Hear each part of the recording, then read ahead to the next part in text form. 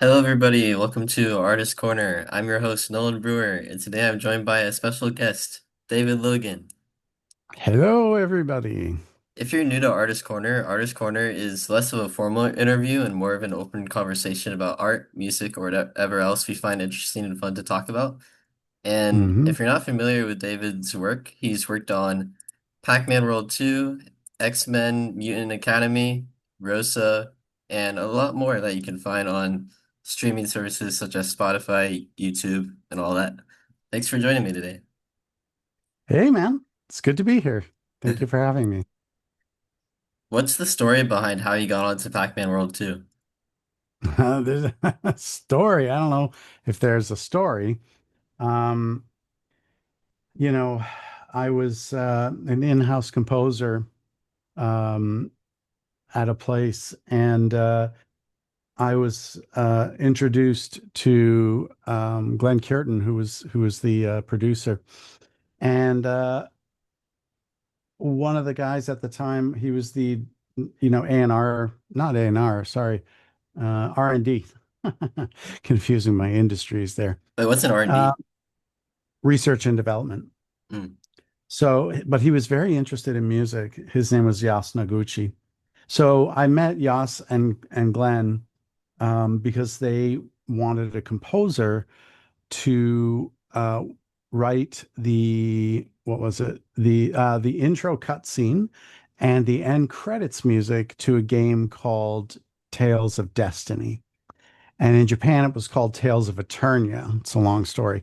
Anyway, the Japanese composer, I guess they couldn't come to an agreement, and he refused to let those two pieces of music into the American release. Mm. So they needed an American composer, and they went to um, Namco Home Tech, and which was in San Francisco. And yeah, long story short, I did some music for Tales of Destiny, and they loved it. And they were like, "So we have this other game we're doing. We just wanted to know if you'd be interested in it." And I'm like, "What game?" "Well, it's called Pac-Man World 2." I'm like, ah. So I was like, yeah. And I had to pinch myself because, I mean, I was like, I don't know, 11 years old when Pac-Man hit the arcade and everybody was addicted and there were lineups around the block just to play it. And it changed life. It literally changed life as we know it. And I think the rest of the world that is sort of above the age of, let's say, 60, they just sort of see video games as like a, stupid little thing my niece and nephew like to do. So I buy them some stupid game and whereas people just like there's a slim divide. Basically, it's the divide between Generation X and the baby boomers, right? So Gen X, we were like on the front lines, man. We got hit with these amazing games on in the arcade. So, it literally changed life, at least life as I know it. Because, you know, I became addicted to video games, so much so my mother sent me to a child psychiatrist and thought there was something wrong with me. And then I remember showing her a giant fat paycheck from Namco specifically for Pac-Man World 2, the final check, and which was the biggest. And I was like, "Look, Mom." And she was like, "I never thought video games would ever lead to anything good and positive in your life. I'm so glad to know that, all those quarters paid off." She didn't say that. I mean, I'm playing things up a little bit, for the entertainment purposes. So, but she said something very similar. Like, "I'm glad that, you finally put that incredible obsession to good use." Because the thing is, when I had no money to go to the arcade, actually, I have two little stories here, if I can just indulge your audience for a moment. But Yeah. there are stories about how an artist becomes an artist. It's really it's so the one. All right, well, one, it's not really a story, but when I didn't have money to play video games, I would build my own video games, like Mm. all on paper, of course, like they didn't do anything. But like my imagination, I designed the characters and how the screen. I had this idea for having a screen that's split into four different picture, areas. And I mean, this is like, I don't know, 1979, 1980, Mm. when I'm thinking about this stuff. And then like putting video games on a watch, and like I had all, and I would draw, and then I would also draw like the Activision logo, and I would draw the Mm. Atari logo. And anytime I saw an advertisement in the newspaper, I would clip out the logos of my favorite video game companies, and I plastered them all over my wall, you know? And so then the other, it's again, it's not really a story, but thing that happened that really, there was a bar around the corner from where I grew up, and it's a bit of a not the nicest neighborhood on earth, but anyway, this is like a dive bar, and they had this game called Omega Race, and I mean, only Gen X will remember that. Um, Probably nobody under the age of 50 remembers Omega Race, but anyway, so it was like a tabletop bar game, and but for whatever reason, I was like totally addicted to it, and I like fed all my quarters, and I used to whatever like mow lawns, and do walk dogs and do whatever I could to just get quarters, right? Mm. Anyway, and I sort of put my last quarter in, and I was like so like intensely trying to play the game for as long as I could, and then of course I died, and I just looked down. I guess I must have looked like my heart was broken, probably because it was. Anyway, the waitress, so sweet, older lady, must have been in her, I don't know, mid to late 60s. And, she had to make change whenever people paid in the bar for whatever, so she had this giant like purse strapped to her with all the different denominations of coins. And then she like slipped four quarters on the table, and she like pushed them towards me. And my face just lit up, and she just was so happy to see a kid that was just so, there was like, she recognized that there was a passion there, right? And so she, in a limited way supported that passion. So those are my sort of stories for how I got into the whole gaming universe. What other games did you play growing up? Well, okay, so I think I think, okay, so like I mean, there's the obvious like asteroids and space invaders, Mm. and Pac-Man. That was like the sort of holy trinity of like gaming, like space invaders, yeah, asteroids and Pac-Man. But another thing I'll add to that is what games captivated my imagination. Because I think that's like kind of like, at least this is the artist corner. So, for artists to kind of understand how an artist becomes an artist. Um, there was this game for the Atari 2600 console, and it was just called Adventure. And it was one of the shipping titles. So when you bought an Atari, it shipped with this. Nobody liked it. It was just like whatever. And it was essentially like just a maze game, but there was like some strategy involved. And I don't even remember the game. I just remember like finding a key, then having to remember where it went. And every now and then something would come out. And I just remember everybody in the house. I played this game actually visiting my cousins, and literally everybody in the house was sleeping. And somehow I was there on the living room floor until like 6 o'clock in the morning. And then I finally beat the game, and, I don't know, from maybe 10 o'clock and so like 8 hours of just nonstop playing this Hey. game. And it literally just captivated my imagination. The other one that really did that really, I mean, it captivated everybody's imagination, was Dragon's Lair. Mm. And yeah, it was just, I mean, it's the simplest game ever. It's literally just a point and click game. You had like, a joystick for directions, and then an attack button. And I think that was it. But it was all done by Disney animators, former Disney animators. Mm. Okay. And they literally hand drew every single frame of that video game. Wow. And it sounds like a movie, and it kind of was. Because it was all put on Laserdisc. Okay. And Laserdisc was like this giant, like it was the size of a record. And it was sort of like the predecessor to all digital video that we know now. Um, and so because of that, it basically just played FMVs and you were just pointing and clicking. And then what would happen is it would go to a different part of the disc and play that animation. It was so primitive, and yet for the time it was so advanced. And nobody, I mean, nobody saw anything like that. So for every FMV, everything was hand drawn, every single frame in that game. And it was all done by former Disney animators. So that really captivated my imagination. Yeah. What dolls were used back then? DAWs, Yeah, like digital audio workstation. if I mean not in the 80s when you were working on Pac-Man World 2 and X-Men. No, I was, oh, you mean like in the 2000s, you mean? Yeah.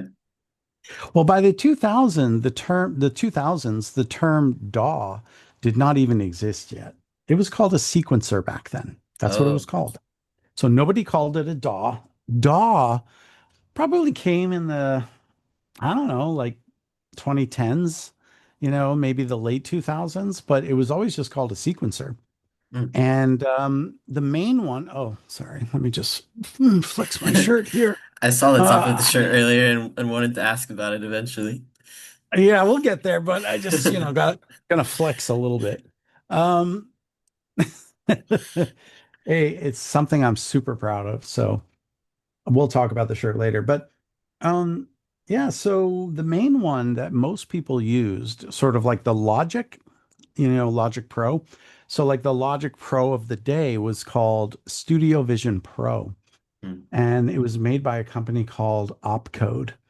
And it was the first to really, integrate properly MIDI and audio. So it was the first DAW, really the first DAW. Pro Tools will always take sort of like the credit as being the first DAW, but it wasn't because its MIDI was garbage, unusable, total garbage, and you couldn't actually sequence in it.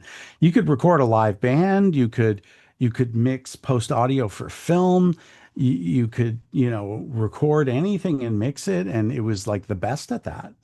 And Studio Vision would not be a good way to do post audio for a film. But as far as like what I do, guys like me who have their own home studios, right? And they want to just basically, write down their parts on their keyboard and then, record a vocal. Studio Vision Pro was king. And it was the first to do something called audio to MIDI and MIDI to audio. It was so revolutionary for its time, because this is like the mid to late 90s. Anyway, you could record a vocal, right? And then convert it into MIDI. And the beautiful part about that is with MIDI, you can affect things like pitch bend. So if you're a little bit out of tune, this is before there was auto tune. Auto tune was still like years away. Um, and then send it back to become audio again. It was like, and this technology now is used in everything. It's essentially like Melodyne, but like primitive, really primitive. So yeah, it was called Studio Vision Pro. Some people use Pro Tools, but it was more like mixing engineers, post audio guys. But the main sort of DAW back then called a sequencer. Studio Vision Pro, there was also Digital Performer was very popular. Um, and Yeah, and Logic got its start, I think, even on the Atari computer, and I think it was called Notator or something like that. Mm. Anyway, it was sort of like very popular on the Windows platform originally. Anyway, then they became eMagic, and they then called it Logic, and that was all going on. But like people who like there were the American DAWs and then the German DAWs, right?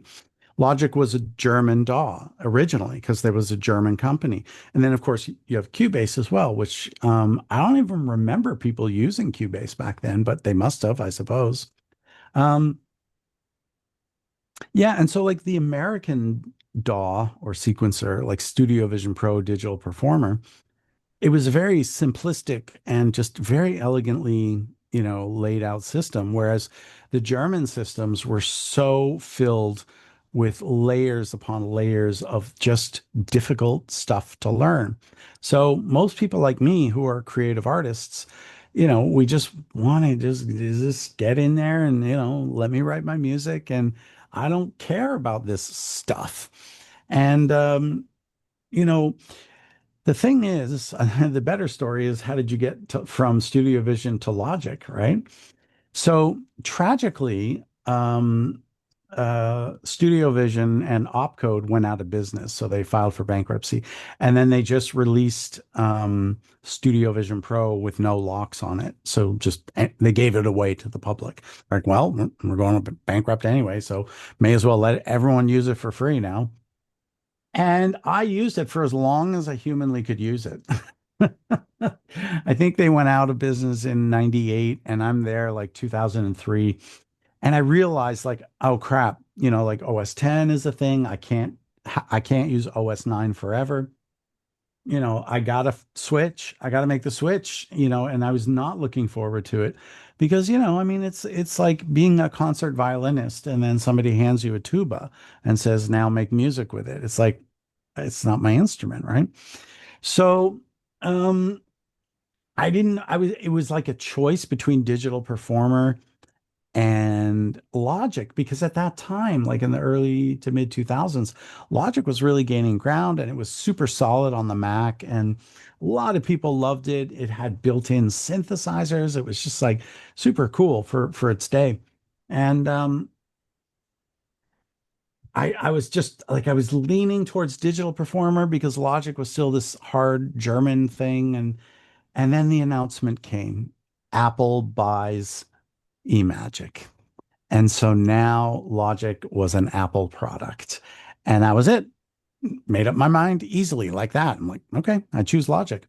They're going to make it into an Apple product. And the whole thing about Apple is it just works because it does. Everything about Apple just works.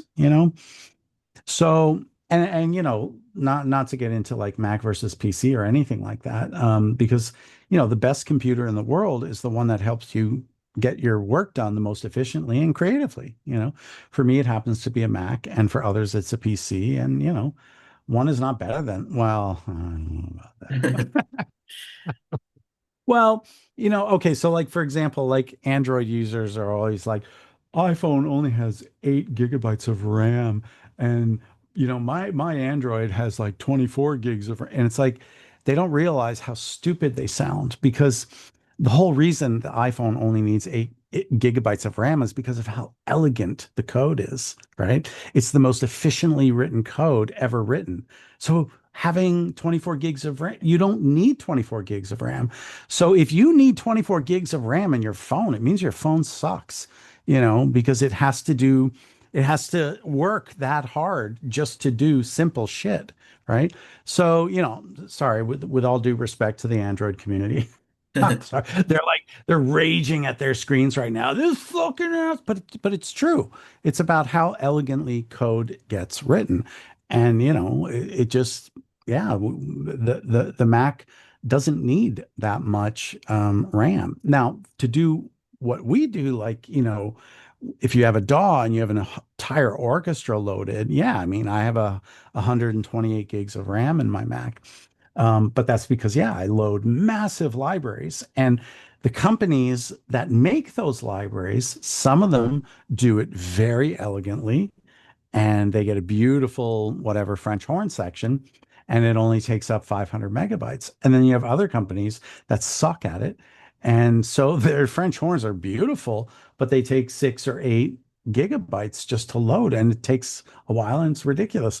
But, you know, in the end, it doesn't really matter. The only thing that matters again is like, does it help you get your work done in the most efficient way? And can you be the maximum creative force that you can be with your technology? And so in the end, it really doesn't matter. Like really, truly, I obviously, oh, and I'll say publicly, I think Apple, can I swear? Am I allowed to say Yeah. bad words? Yeah. I think Apple is the shittiest fucking company in the world, and I hate them. I hate them. I hate their politics. I hate their whole fake bullshit fucking veneer of like horse crap. You can clip this if you want. Okay, I really do. I cannot stand Apple. I think they're a terrible company, in fact. However, that terrible company makes the best technology for David Logan to do my job the most efficiently and the most creatively. So there it is. I hate Apple. So now all the PC and Android people are like, yeah, we got a Mac guy, a Mac user saying Apple sucks. And they do. They suck. They suck. I mean, with one paycheck, like they could solve all homelessness, you Yeah. know, like for like, what they spend on ink toner, for the year, like you could like solve homelessness in America. So yeah, I don't know. I mean, but that's not why I hate them, by the way. I hate them because of their politics. I think they have terrible politics. Yeah. Mm. I agree. And I think they're fakes, and every one of them is a phony, you know, and they're always doing their power poses, like we are really excited to, yeah, and it's just like, oh man, come on, man. Like, obviously your PR director, like, told you to stand like that. And yeah, don't get me started. I hate Apple, but damn, do I ever love the Mac and the iPhone. It's crazy how nowadays you can even play computer games on your phone too. Hmm. Yeah, I mean, when I think about the computer I had in my studio in like from, I don't know, like 98 to the year 2000, like they were some of the best, most powerful computers that money could buy. And, you know, like your phone can just destroy the technology we had 25 years ago. It is way more powerful. So yeah, it's been really interesting watching how technology has evolved and become such an important part of our lives now. But I think also it's done a lot of damage, you Hmm. know, particularly with social media. I mean, all the science is in, and it's all pointing the same direction, which is the more you use social media, the more depressed and anxious you become. It's like, and especially teenage kids, it's like, I can't even imagine growing up with like cyberbullying or, I mean, it's just a whole thing that my generation never dealt with, man. I actually just deleted most of my social media accounts this year. Good for I've you. I feel a lot better since doing it. Good for you. Listen, you know, technology was supposed to bring us closer together, and in some ways it did. I think the most beautiful thing about technology is it allows people of like minds to come together. Like you obviously found out about my Pac-Man stream, you came to my stream, and now here we are. We're talking about being an artist, right? And that's the wonderful, wonderful side of technology that I think is very positive and very healthy. But for the most part, like I don't post anywhere. And now my business partners at my company, Orb Soundworks, they manage everything, and including my streams. And I don't want to deal with that crap. All I want to do is be in my sanctuary here composing music. That's it. That's all I want to do. I don't want to do anything else. I don't want to deal with any of the business side of it. I just want to write my music, and the world can eat itself alive, which it's clearly doing. And, I hopefully can write a few more nice pieces of music before I leave this earth. And that's it. But the technology, it's toxic. Social media, it's toxic, and it's ruining lives. Like people's lives and also people's potential, I Mm. think, a lot of the times is being, taken away from them, like just through like the environment in social media. Like people just feel terrible about themselves. Like, you know, I'm a composer. I cannot compare myself to Hans Zimmer or John Williams. Like, that's not healthy. Yeah. It's not, it's not a healthy thing to do, man. Now, professionally, I'll check my mixes, once every 5 or 10 years. I will, and I'm not joking, 5 or 10 years, I will literally pull up, because recording technology changes, right? And I'll pull up a Hans Zimmer current soundtrack, for Dune or whatever, his most current thing is, and then I'll just look at my levels compared to his, and or like when I did my Captain America score, which had an epic choir for the final Red Skull boss, and at that time, the Duel of Fates, the John Williams Phantom Menace was super popular. Everybody knew it. And of course, act, Marvel, excuse me, wanted something in that, sort of general feeling of the big epic orchestra choir. And yeah, I remember not during, but after I compared my track to John Williams' Duel of Fates. And I was very happy. I was like, you know what? Considering he had millions of dollars and had the best musicians on earth, it's not so bad. But you see, again, like I'm doing this only to make sure that the quality of the product I offer to my clients is of the best standards in the industry. You know, I'm not doing it to see like, am I good enough? Because that argument doesn't matter. It doesn't matter if um, anybody in the world thinks you're good enough, but you. And I guess I don't know. It's okay, so like totally honest, authentic moment happening here. So we're gonna push the correct buttons here, the be authentic button. You know what? I'm divided. I when I'm talking, and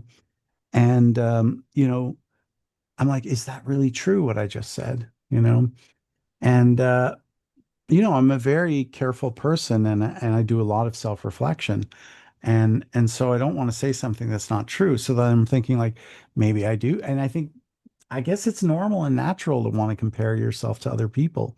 I guess what I'm saying is it doesn't lead anywhere positive. I don't think, unless, yeah, you're trying to like reach a certain milestone, like you want to make your music at a certain level. So, yeah, you might check against other sources. But so then I'm asking myself, well, did I ever like sort of also while I was doing that, also ask myself, am I good enough?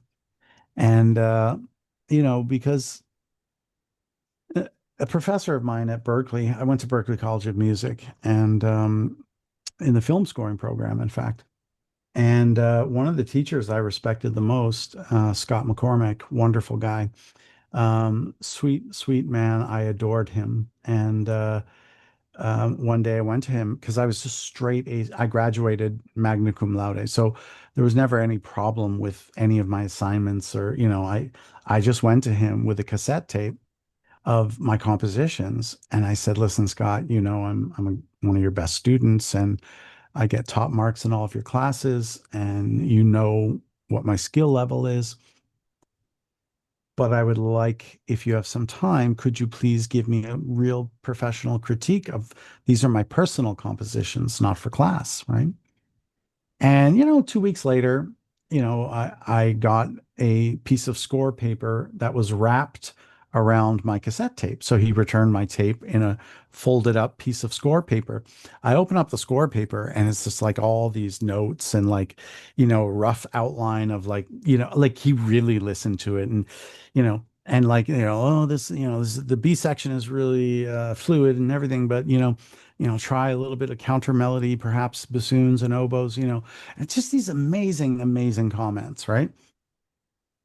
But I was so unsatisfied and I booked an office hour with him. See, this is before the internet. This is how the world worked before. There were office hours and you had to make appointments and sometimes you had to wait weeks. It was, yeah. Anyway, so there was no such thing as email yet.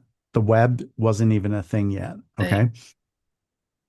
So I booked an office hour and I said, Scott, I want to just first of all thank you. Like your notes were amazing. And thank you for taking that time to listen. And I said, I just want to know if you think I'm good enough. And he sort of put his head in his hand and he was like, you know, David, I don't think it matters if I think you're good enough.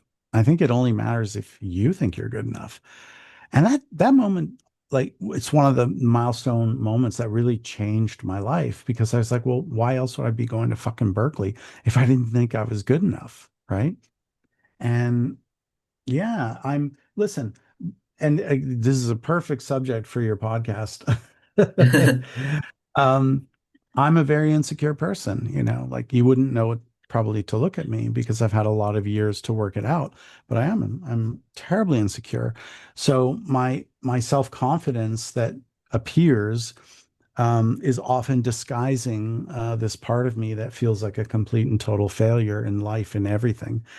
Because that I think that's for many artists, like the default mode. I think it's like we always feel like we are failures, that we, didn't succeed in anything, that everything we do is garbage. And I know objectively that's not true anymore, right? Because I look at some of the big soundtracks I've done, where they even printed my name in the frickin' booklet, back when there were booklets with your games, you know, for those that don't know, what is he talking about? That's a booklet, it's a book and it has all this stuff inside and I wish they did that it, nowadays. yeah, it's really that it's all over, man, that whole era. And it was the golden age of the console, and I'm so glad I lived to witness all of it. Anyway, going back to this idea that, of, like sort of, taking your insecurities. And I think it's that, at a certain point in your life, in your career, if you don't know how to even fake projection of self-confidence, projection of success, um, even if it's fake, and it's not real. I think it's an important skill because your clients are not going to give you X amount of dollars if you're saying things like, well, I don't know if I can write this music. I mean, Yeah. I don't know, like lately my music is shit and I don't think I could really be creative, which is like what your back of your head is saying, right? Like you're a fraud, you're a failure, everything you did was derivative and you stole ideas and whatever. You just feel, I think every artist is, maybe not every artist, but I like to think that I'm not alone in these kinds of thoughts. So yeah, yeah, I just caught myself on a couple statements ago to like ask myself, is that really true? Is what I'm saying really true? And I think that truth, um, first of all, truth is completely subjective, right? It depends on your point of view. Mm. Thank you, Obi-Wan Kenobi, for saying that. Um, so it is. It's 100% subjective. Like there's no such thing as something that is objectively. I mean, other than like we need air to breathe, I suppose. Like there's some sort of basic ones, but you know, um, if there are three blind men and they're all touching an elephant, one is touching the trunk, the other's touching the belly, and one is touching the tail. Well, they're going to give three completely different descriptions and they're going to argue, no, it's this. No, no, no, no, no. I can feel perfectly. It's like this. And they're fighting over like, like thinking that they have it right 100%. No, I'm holding it in my hand. It's a very thin, small, they have the tail. So, and I forgot where I heard this, but I thought it was a wonderful analogy, this idea of three blind men all touching the same thing, arguing over, you know, what it is, what is it made out of, right? So, yeah, I mean, I don't know. I guess I'm sidetracking. Next question. I got off topic. Happens all the time, by the way. So let me get a drink. Go No on. worries.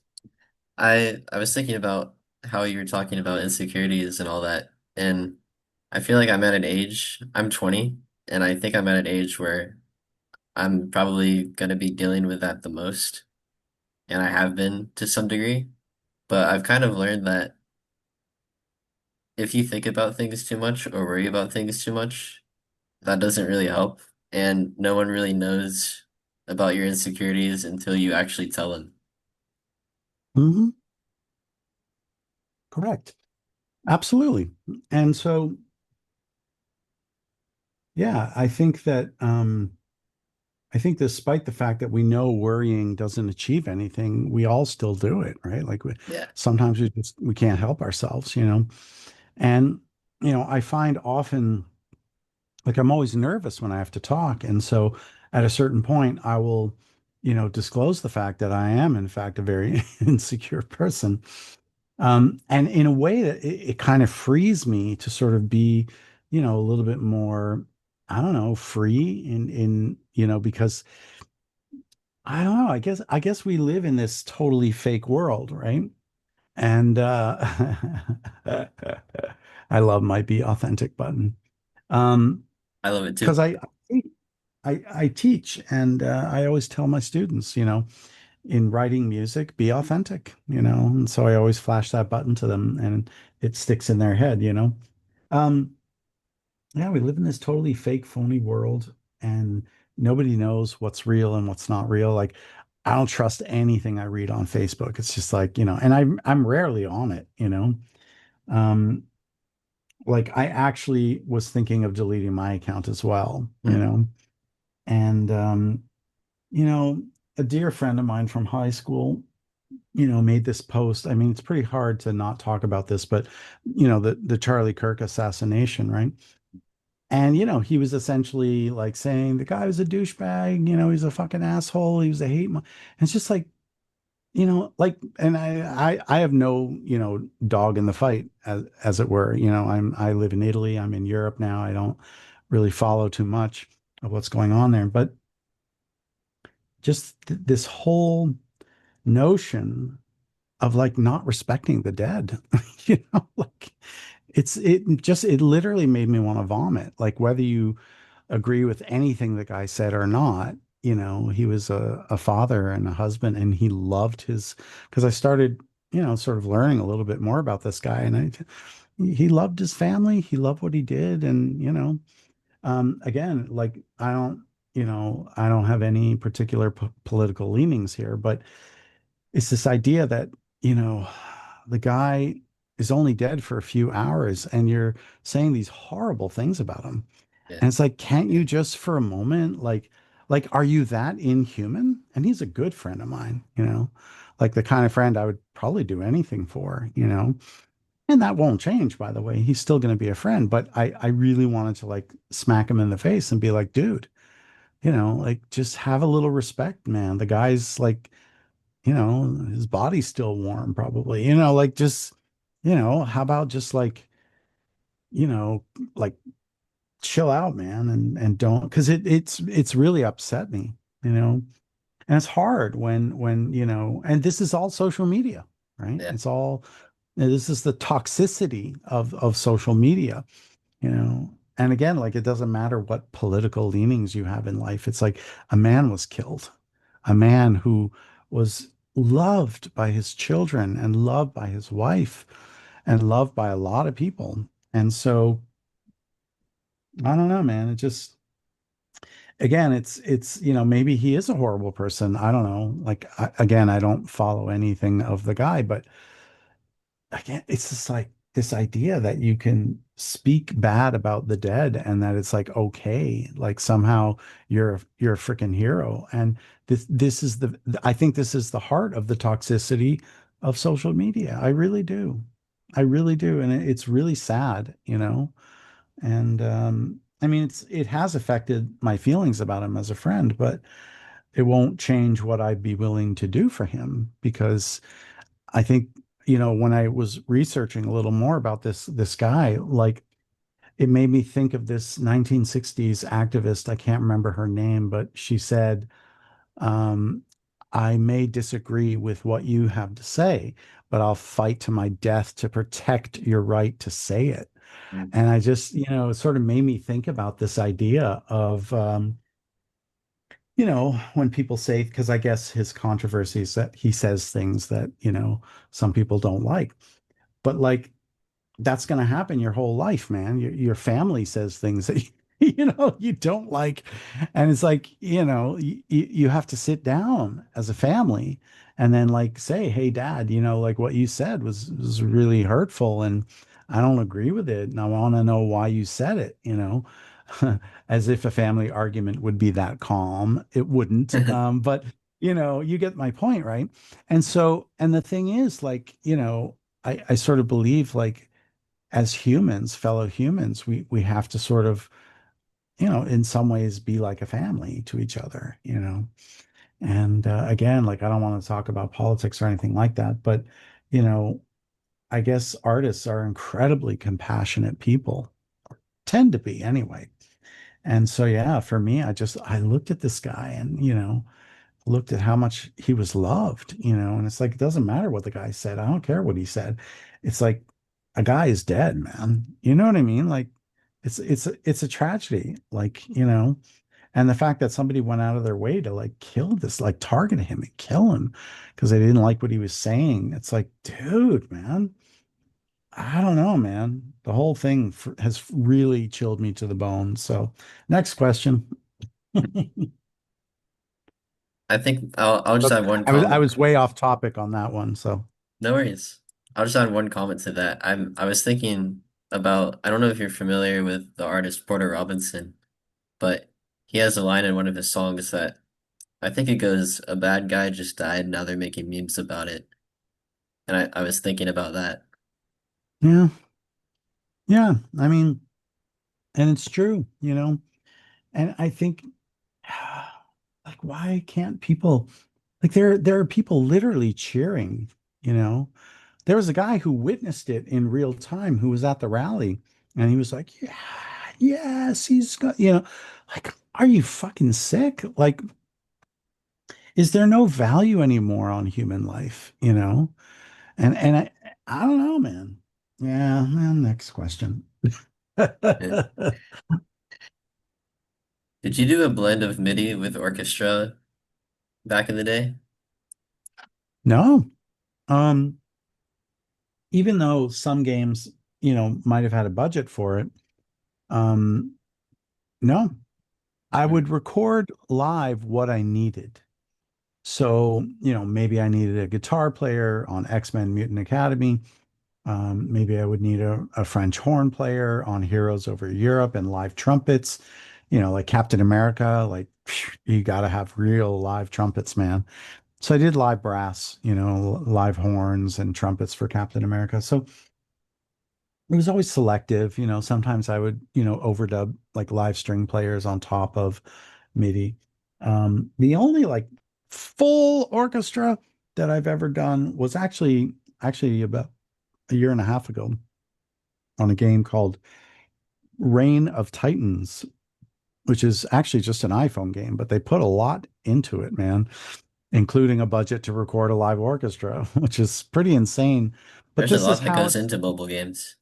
well now, yeah, it used to be sort of like I remember once like, this kind of douchey guy, man, who was sort of like, you haven't done a AAA game in, 10 years. And, do you feel it's a step down? Like all insinuating somehow I took this big step down in my career.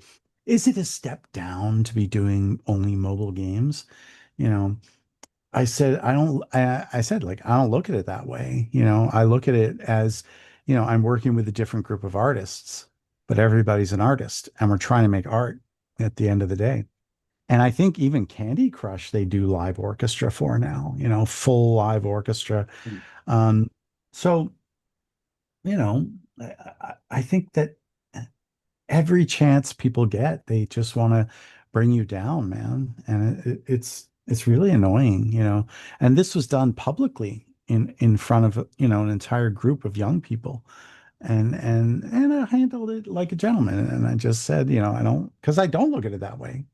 You know, I mean, I worked with all the big triple A's, man. I worked with Activision, I worked with Ubisoft, right? Marvel. I worked directly with Disney, right? Like, which is kind of unheard of, and I did. And so, you know, and I never got to work with a full orchestra in any of that. And then my step down into the iPhone world, and I do web games as well. I finally realized my biggest dream of my whole career, which was to stand in front of an orchestra with a baton and conduct a live orchestra, man. I mean, this is what I literally prepared my whole life for that one freaking moment. And I hired a videographer because it was that important. I wanted to sort of forever have that memory. And it's on my webpage. If you go to orbsoundworks.com, or you Google David Logan music, you'll eventually find it. And on Spotify, it's also your profile picture. Is it? Yeah. Yeah, again, I literally have no idea what's going on in any of that. Like sometimes my records get published. We recently got a takedown notice from Namco. They asked us to remove everything, the official Pac-Man World 2 soundtrack. Oh, It actually, yeah, it broke my I freaking just saw heart. that too. That it was removed. Yeah, it literally broke my heart into pieces, man. And Dang. because we were not there to monetize. We were there to spread gaming culture. Yeah. And I don't know why these big corporate entities don't just like get with the program, man. Let the people spread the culture of gaming, you know. They're like all worried about protecting their IP. Dude, I fucking helped to create your goddamn IP. Thank you fucking very much. I wrote one of, I mean, look, it's a beloved piece of music in gaming culture. Yeah. I mean, people write about it, people rave about it, people make their favorite top 10 lists.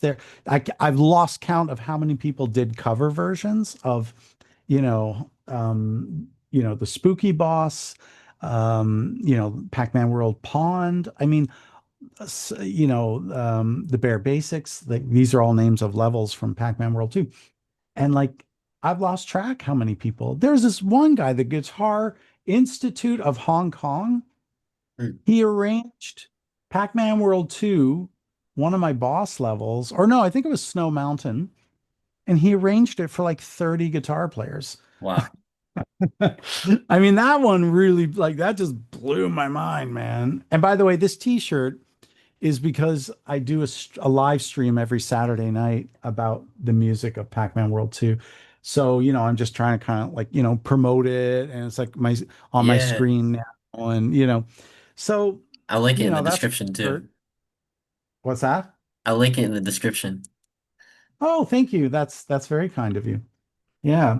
So yeah, I think yeah, it really makes me sad. Like I helped to build that freaking culture, man. I helped to build that IP. I mean, I know for a fact that of all the Pac-Man World 2 soundtracks done, number two is by far the fan favorite. I mean, you should read some of the stuff that people have like just written. You should read the emails I got, over the years. Like, I'm now a composer all because of you, because I couldn't stop, you know, singing all of the songs from Pac-Man World 2, and then I started to play them on piano, and then that led me to want to make my own music, and then next thing I know, I went to music school and I'm a composer now, and do you have any advice for me? I write back to everybody, anyone who contacts me, like you did. I always make myself available because, you know, if we don't make that time for the younger generations, right? It's a real problem, like you have to make that time. You have to take that time to like, give some words of wisdom, to younger generations who are, like without answers, and not only that, without mentors. Like Yeah. after like Michael Jackson, like basically we made it a sport almost to like just tear down every idol. So anybody that succeeded, anybody that became popular, like, and this is also toxic internet culture, immediately dig through every tweet and look, look, this artist said something racist, when they were 14. So that's it. We better dismantle their entire career. Oh, this person's dad was part of the Ku Klux Klan, 70 years ago. And even though that person has nothing to do with it anymore, we still need to destroy their career. And it's become like like that we've wrecked our idols. And I say it with such conviction because I grew up, you know, where there was still idols, man. Still people that you looked up to as your heroes, man. And we have just destroyed all of it. It's so sad, you know? And now people live in fear for what they say, you know? It's horrible, man. I hate this toxic world that we've created for ourselves. So, anyway, but you know what? We're the good guys, I think, you know, people like you and me. I think the most we can do is try our best. Agree. And be authentic about it.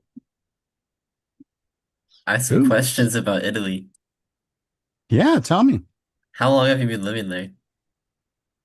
Um, I don't know what happened, but my stream deck just stopped working. Oh. Yeah, it's okay. Don't worry. I don't need that be authentic button so much. So, um, I've been living in Italy almost 10 years now. Yeah, Wow. just about 9.5 years now. Yeah, in Italy. And yeah, it'll be 10 years in February of 26. So yeah, I've been here for a while.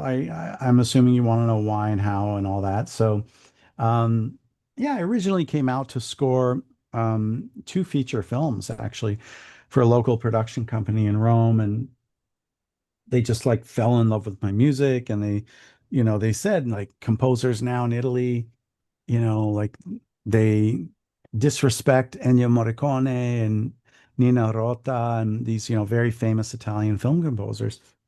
And for those that don't know, Nina Rota wrote the Godfather soundtrack, one of the Hmm. most iconic pieces of film music ever written. Um, Anyway, so, they were saying like, even Italian directors, they don't know how to use music anymore. And everything is now, they call it radical chic. In America, I think you call it hipsterism. Um, Hmm. so everything is like all about hipsterism and being cool. And so, but they reacted to my music because it had that heart and that feeling and that just like punch you in the face with the emotion. um, and so they really wanted to work with me, and they said, would you come to Italy, because we really want to work hands-on with you. And I was just like, yeah, I will. It's always been my dream to live in Europe. I always wanted to live in Europe. And this is the birthplace. Italy is the birthplace of music as we know it, right? They invented everything that we know about music today was invented here in this country. Um, and the list is like endless, the piano forte, as it was called back then. Opera was invented here. Just the idea of writing music on paper was invented here. Stradivari, was Italian. um like it just goes on and on. The symphony, the form of symphony, all here. So yeah, I always wanted to live in Europe at some point in my life, and I sort of had these, I guess, romantic ideas about, living in Europe, and it was an opportunity. And also, I went to Hollywood, California. I lived in Hollywood for 6 years, and that's where I did a lot of my big AAA work, right? And I really did not like Hollywood. Anyway, um, the thing is, like all my years in Hollywood, I wanted to score films, and I never did. I only did video games, right? And this was my chance. Oh my God, two feature films? That's insane. And Rosa was one of them, by the way. That was Hmm. one of the features I did here in Italy.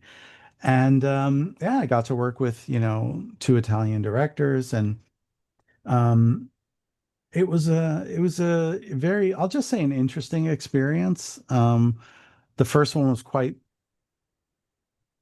messed up in a lot of different ways, but that's it's not really relevant to why I'm in Italy. Why I stayed in Italy, every story, right? There's always a girl, always. And so I met, the most wonderful life partner anyone could ever ask for. And we've been together, ever since. So I came for work, I stayed for love. That's my official story. There's a lot more to that story, but Oh yeah. it's not for public consumption, let's just say. But that's my cover story. Um, it's mostly true. There's a few, actually, it's all true. There's just a couple of details I just, want to leave out of that story for a little, for a couple of different reasons. But I don't have any regrets about coming here. I think European life really suits me very well. I've come to really like let go of a lot, man. And I say that with a bunch of breath coming out of my body. I really just I basically became chill for the first time. I'm a very intense person normally, and Italy really calmed me down, like just really just chilled me out, man. Mm. And I used to sort of it was always like me against the world my whole life. And now I'm just like, you know what? Join the world. It's you with the world now. Don't be against the world. And so I just, like in Taoism, there's this idea of, flowing with the waters in the river, don't, just water will always find the most natural and easiest path around any obstacles. So be like water. And that's sort of what I've done. I mean, am I perfect? No. Am I a saint? No. Am I a monk? No. But I'm me. I'm David Logan, and I've made a beautiful life for myself. It's not perfect. I still suffer as an artist. I have, I guess they call it major depression now. It's not clinical anymore. Yeah. I don't know why they stopped calling it that, but clinical sounds way better. But so I have major, because like, when you say like I have major depression, it's sort of like saying like I have a major headache. Like it doesn't really, it's like, it doesn't sort of point to the fact that, you've had to take medication, you've had to see psychiatrists, you've had to be admitted into a psychiatric hospital once for 48 hours of Those terms observation. change all the time too. Say again? I feel like those terms change all the time. Yeah. I mean, yeah, it's a real problem but it's part of my identity and I'm very comfortable talking about it like same way I would talk about, what DAW I was using, back in the day. Because to me, I don't know, I don't understand why there's still this stigma around mental Yeah. health issues. It's like people don't judge you when you get cancer, but as soon as you say you have major depression and anxiety, by the way, I have both. And people are like, oh, like all of a sudden it's like you've got the plague or something, it's like I don't understand it. Like it's just like any other illness and sickness and so it's what I've dealt with and battled my whole life, since childhood. So, yeah. I feel like I've shared my experience before with people. I feel like not on here, not online or anything, but I feel like people in school especially often don't understand it, at least in my generation. No. Yeah, it's quite sad because, first of all, 10% of the global population suffers from depression, some form of it.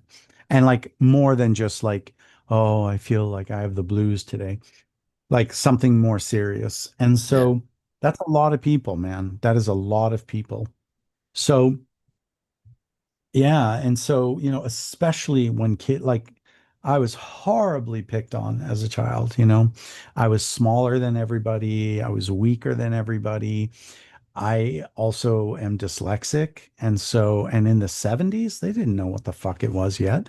They didn't, it wasn't like a whole thing. You have to understand, like in the 70s, like with autism, for example, I think it was like one in 27,000 kids were autistic. And now it's like one in every, I don't know, 2,000 or so. It's like the numbers just shot up. So I sort of feel like a really healthy dose of compassion. We have to teach this to our children, and I think that, a lot of advocacy groups, trying to protect children, don't understand that their advocacy is wrong and that they should just be good parents. So, for example, advocacy groups, to ban children from playing video games. Like, and again, the science has been done, and the kids that actually play video games improve psychologically, right? Yeah. Because they're working out their aggression, they're problem solving, they're doing a lot of things. And the engagement level and sustained focus and concentration is really freaking healthy, believe it or not. So like stop blaming the video games. In the 70s, it was rock and roll. Hmm. Everyone was blaming rock and roll, and the band Kiss, some senator said it's an acronym for Knights in Satan's Service. It's like, that's not what it That was. guy's, Shut up. yeah. You're making that shit up. Anyway, and I bet Gene Simmons was like, oh, fuck. Why didn't we think of that? Well, let's just go with it. Yes, you're right, Senator. You're correct. Knights and who knows? Anyway, um, so yeah, I think that everybody wants to. Okay, so it's this word, one of my favorite words, accountability, right? Like nobody wants to be held accountable for the fact that their kids are totally fucked up, right? So everybody wants to blame the video games, blame rock and roll, blame whatever. There's always someone to blame, but never yourself, right? Never yourself. And the people who complain, about whatever it is, man, they're not understanding that they're a part of that. Something as simple as like, oh, I hate the government. It's like, well, then shut the fuck up and run for public office and do something to change politics. Otherwise, don't talk. Like with this wonderful moment of I saw the other day of Mark Cuban, who's going on about, yeah, we have to help Ukraine, and half my family is from Ukraine, and it's yeah, we should help them, we should support them. And then Tucker Carlson, who I kind of think is like, I don't, whatever my feelings are about him, but he's like, so why don't you help, man? You're a billionaire. Why don't you just send 1 billion to Ukraine instead of saying like we have to help them? Well, you're part of we, so like go and help them. And I just thought, yeah, you know what? That's right, man. So stop complaining, stop blaming, take accountability, and have gratitude for everything, man. Have gratitude. This is the other big missing thing in life in the modern world. Like people have no gratitude anymore. It's a horrible thing. And so yeah, have gratitude, you know, don't complain about anything you're not willing to fix yourself. Like shut up and don't say a word unless you not only have a proposal for a solution, but you're actively trying to work on it. You know what I mean? And so, like I think a lot of modern soundtracks kind of suck, man. And so I can actually complain about it seriously because I'm doing something about it to change it. I'm trying to come up with some of the most creative, and I've always, every soundtrack I do, I try to make it the most creative, innovative, and special soundtrack that I put every ounce of my humanity. Doesn't matter, even a small little game that's like, pays like 100 euros or like I don't care. I'm not gonna like, you know, change my general mission in life, which is just to create the best music I can, you know? I think all of the best soundtracks nowadays come from indie game studios. 100%. Also the best games. Yeah. Hmm. I'm Do with you, you on that. do you play a lot of indie games? Well, this is no, I'll just flat answer. This is one of the great ironies about becoming a video game composer or a professional composer You don't on have a any lot of level. time. You don't have time to play games anymore. Like, and so then you get out of shape. And then, 30 years of your life goes by, and then all of a sudden you're middle aged. And then you pick up Halo because you're like, oh man, that's my favorite. I'm going to play Halo again. And then all of a sudden you get like vertigo, and the room is spinning around. And you're like, oh shit, I can't play Halo anymore without getting sick and dizzy. Hmm. So, I don't, I mean, I just recently bought a Wii 2, or not Wii 2, what the hell is it called? The Switch 2. Switch to it, yeah. Uh, yeah. So I recently bought one because, yeah, I have the Wii U from way back and a PlayStation 4. I'm not that old, but I thought, you know what? let's upgrade. And because I like the Switch because it's definitely more of a casual console, and like a PS5, like I'm, not interested, man. But for example, I mean, not so long ago, like one of my favorite games that I think is probably the greatest game ever made. I'm gonna go. Logan's top pick for the greatest game ever. Resident Evil 4. Oh, that's a great choice. Greatest game, greatest game ever made. It was visually stunning, breathtaking. It was a motion work of art that you and come on, man. It is literally the most beautiful game ever made for the day. Are you kidding me?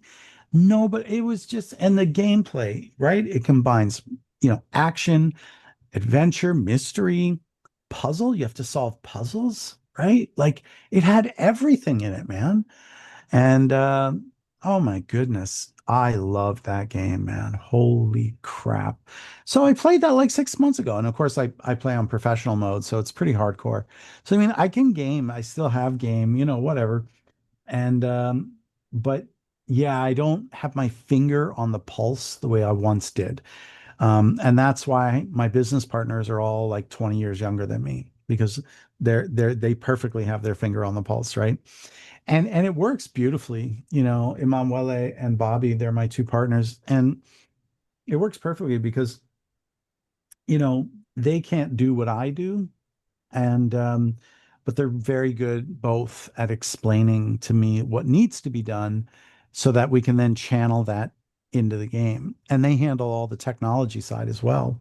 So very often, I would say every week, I'll say at least 2 or 3 times a month. Um, the music I write will have to be done in stems, right, for different intensity layers, right? And then they handle all that, the technical, putting the stems, putting it in the game, and if they have to use things like Wise or Fmod, like I don't want to do any of that crap.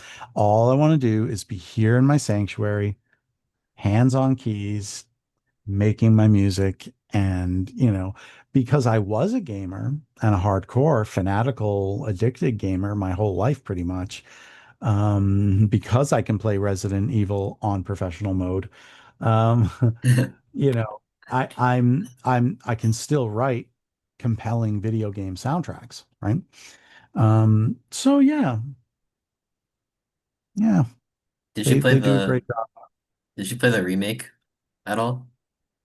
Of Pac-Man World 1. No, Resident Evil 4. Oh yeah. Oh yeah.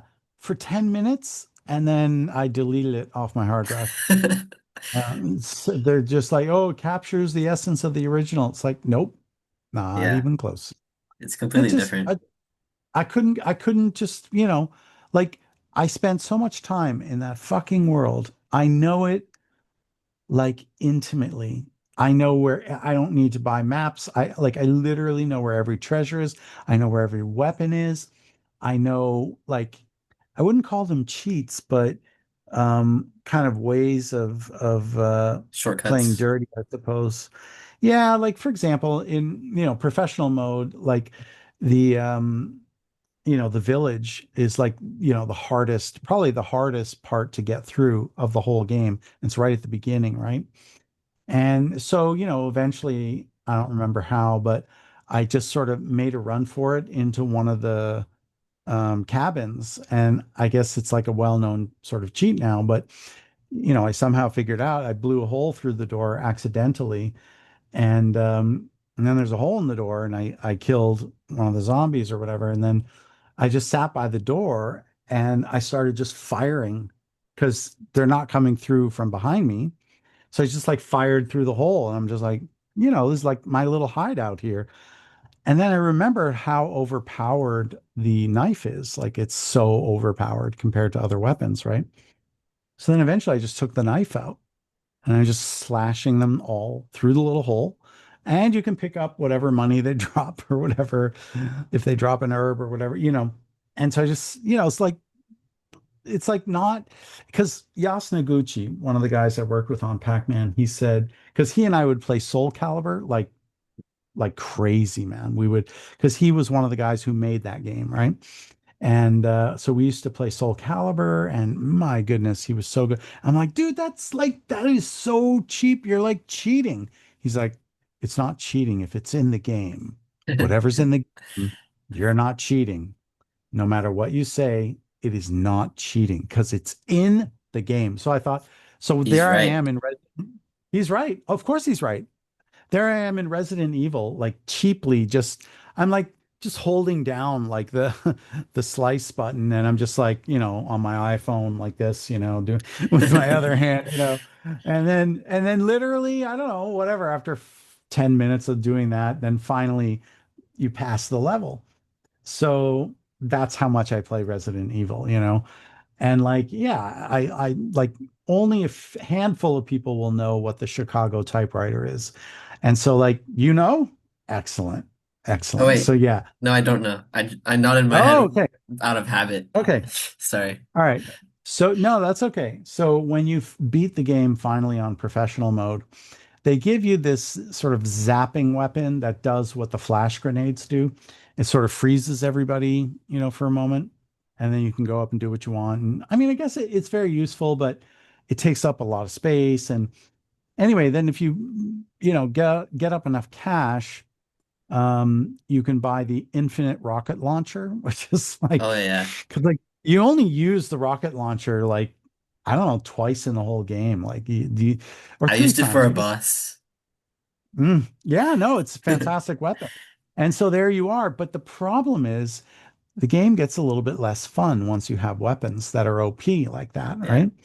So yeah, so if you get enough money, and I think I don't know, like the third time I beat it on professional mode, all of a sudden, like if it's like something like, oh, a Chicago typewriter is now available, blah blah blah. Um, a stranger. The guy who sells you the weapons. I think he's my favorite Uh, character in that game. One of his them. voice is amazing, and they changed the voice in the remake, right? Like that guy was, I've got lots of great things on sale, stranger. He was the best, man.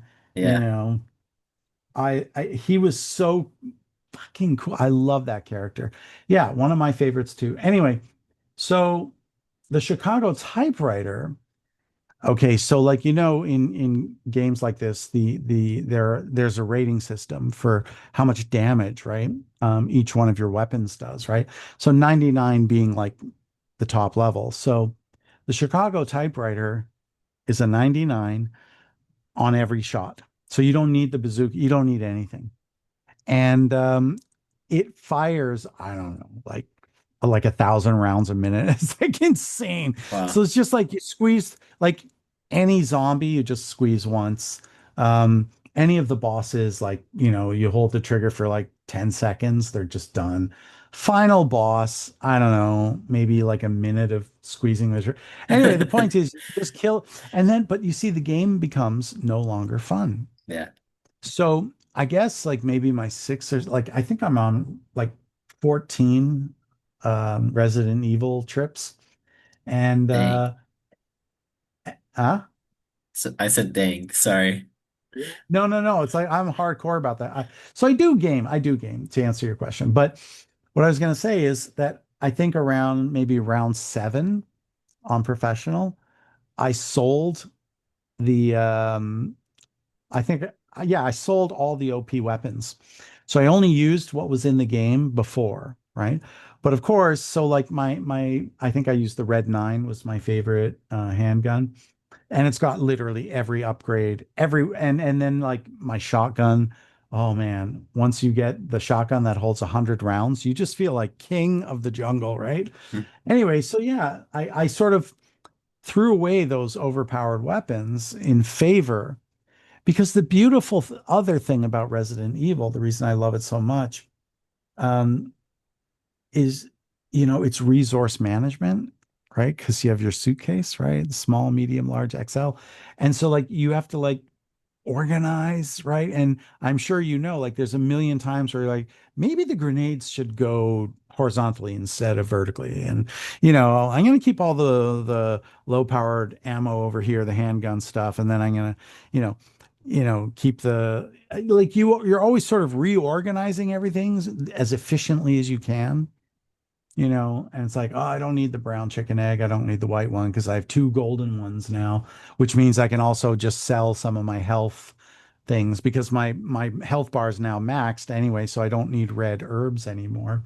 So like, you can sell all those and, you can make a red, yellow, green and sell them. And then at a certain point you realize like I don't even need money anymore. So Yeah. I won't bother picking up anything. I'm just gonna go around and like, kill stuff because it's fun. And it is fun, man. So yeah. I do game. I just, I'm not like up to speed on the most current everything. But now I have a whole stack of Mario games and a Mm. Switch too. And I have literally no time to play them. None. And I'm going to announce this on your podcast. It's a first announcement. Let's go. Yeah, let's do this. I'm releasing a solo album of my Oh, songs. Yeah, with me playing every instrument and singing and lyrics and like, like I'm terrified. Because it's one thing if somebody doesn't like a game soundtrack, but if you don't like my songs, it's like you don't like me. Horribly terrified with like, I'm so afraid. I'm stumbling over my words now. I'm so scared, but I'm going to do it because I've been wanting to release this album for like 30 years, 35 years. I've been trying to do a solo album and I never released one. So, and I was like, oh, do it for your 50th birthday. That came and went. Or I was going to do it for my 40th. That came and went. 50th. That came and went. So I'm like 56 now. So I got to do it. well, that's out. I'll be sure to link it in the comments or something.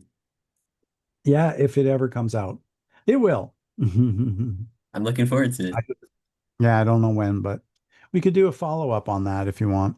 Yeah. I have a comment about the remakes. I actually enjoy the remakes a bit. I think the main thing about them that I enjoy is the controls and how they improve upon the Okay. actual gameplay. Should I give it another chance? Is that what you're saying? I think so. Even if you're not a Hmm, fan of the overall okay. aesthetic of the modern graphics, I, I hey think man, that the actual gameplay is good. but I didn't recognize where it was. Nothing was familiar to me, and that's why I put it down. Hmm. Yeah. Anyway, I'll give it another chance. I I got to focus on the Switch. And by the way, I've also got the Switch and I pre-ordered the Pac-Man World 2 repack. So, Let's go, yeah, me too. that's what I'm like most excited about right now. So, and as an artist, I removed my ego like a long time ago. And I've heard some of the repack music and it's not good. And I mean, I can just know it's really just not good. Um, like the sophistication of my rhythmic sense is just off the charts because I studied Brazilian, Afro-Cuban, West African, plus played rock drums and funk. And, I studied every kind of, and I was an orchestral percussionist, right?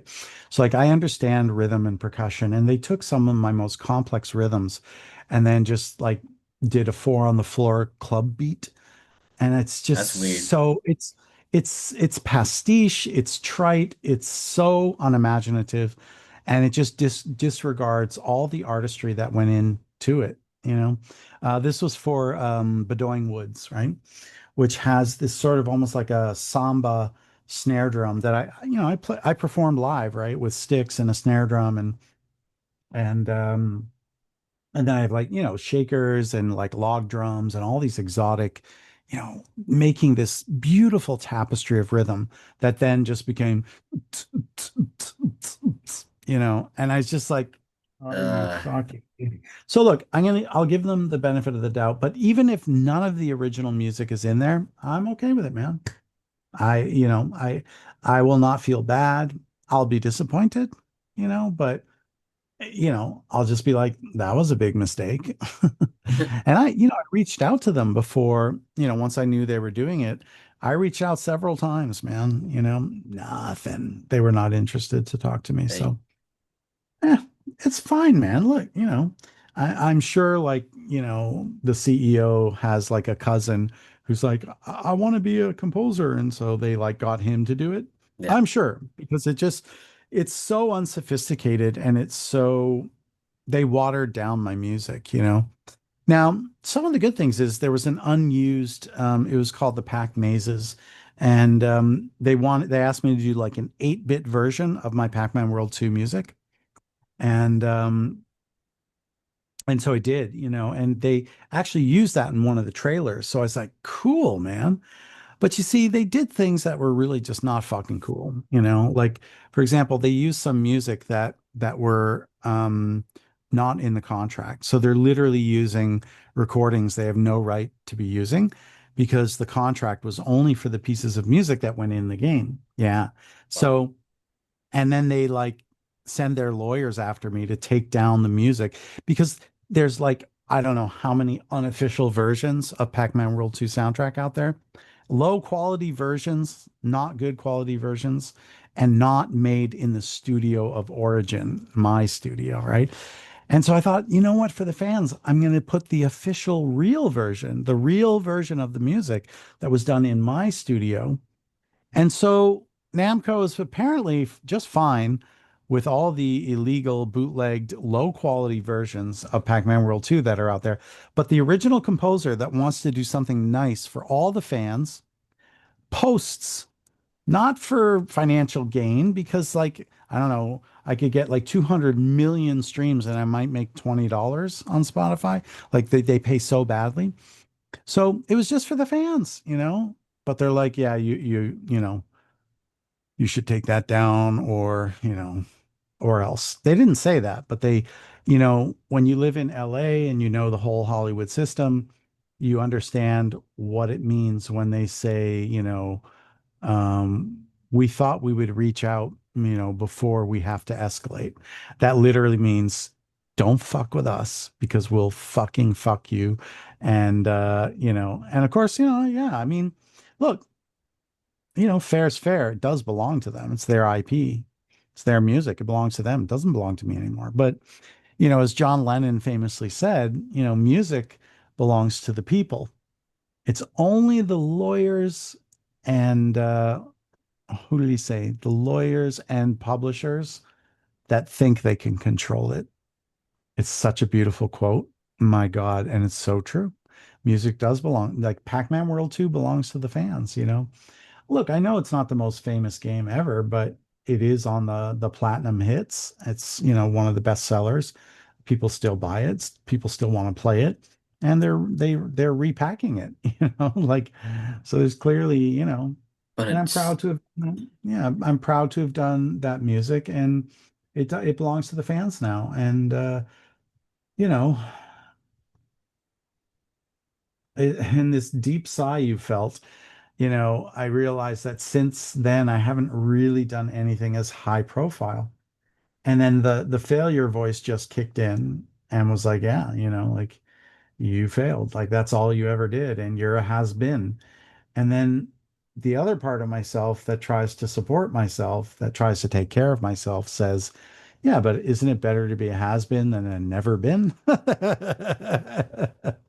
So I'm okay to be a has been, but I'm not because literally I recorded 53-piece live orchestra for a game a year and a half ago. So you know what? I'll give myself a little pat on the shoulder for that one.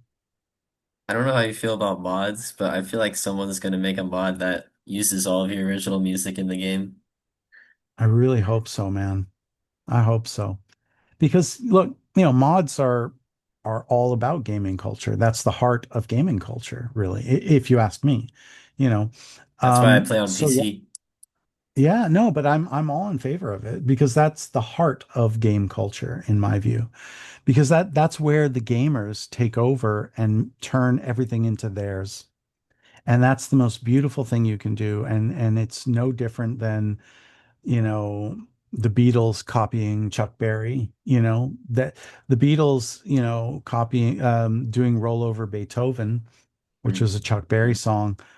That's a mod, right? Led Zeppelin covering, well, they claim it's their original, but they just stole everything from like Muddy Waters, Lightning Hopkins, like Son House, Robert Johnson, all these great blues people. Led Zeppelin did a mod, right?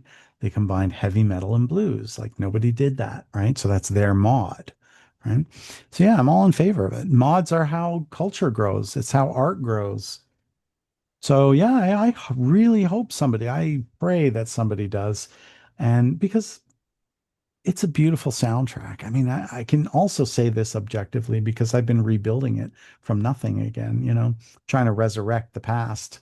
And I listen to it. I'm just like, first of all, I'm struck with how simple everything is. I'm just like, my goodness, this is like so damn simple. Um, but there's some wonderful melodies that I wrote. Yeah. One of them I analyzed. I believe it was the second level of the Ghost Island, level six, the final level. I think, yeah, it was. I think it was. Anyway, I do a variation on the main melody with a violin, and I sort of outline the harmony instead of playing the melody, but it became a new melody. And I was just like, how did you fucking, and I couldn't even analyze it. I was like, you wrote it, and I'm like sitting around the keyboard, like,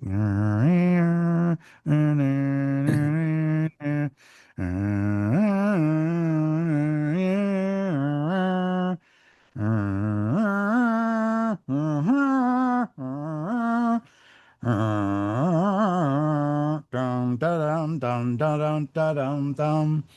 Oh, and then the violin melody that comes after that. And I literally am not joking. In my head, I said, you will never compose anything that beautiful for the rest of your life. It was so beautiful. The melody was so lyrical and ah, and I'm like, how on earth did I write? Like that's a real artist moment of frustration. Like I wrote it. It's my music. I know consciously I stopped listening to music way ahead of that. I don't listen to music, by the way. I know it sounds weird, but I don't. And because I don't want to be influenced. I want to write my music, right? I don't want to filter. I don't want to do mods anymore, essentially. Like at a certain point, the mod community will get together and build a new game, right? Might be based on something else, but this is the whole point. It's like you can't mod other IP forever. Eventually, you're going to want to make your own IP, right? Anyway, so it's like a great artist moment of complete frustration with the knowledge that I know I wrote that melody and I know it was not based on somebody else's music. And I'm literally can't remember what chords I did. I know the melody, but I can't do the chords. And the chords are like unlock sort of like the power of the melody, if you will. And you need the chords to really understand the melody. And I couldn't freaking work it out. And then I had to pull up the original file. And then I looked and I was just, oh, of course you did that. And then I was like, but why why was I not able to work that out just 10 minutes ago? And I will never write anything that cool ever again. But you know what? I already know I'm wrong. I will write maybe not something that cool or harmonically sophisticated, but I'll do something else that's equally wonderful, you know? And that's the thing, like, you're as you become a professional composer, you know, some of your like Pac-Man is my magma opus. I get it. It's my But magma it's opus. So it really is, and so each of your sort of major soundtracks that you do, like they become like your children, like they're all equally beautiful and you love them all equally. And so yeah, it's strange, man. It's a strange world. what are your favorite Italian dishes? Oh, well, that's hard. I mean, that's really hard. I would have to, well,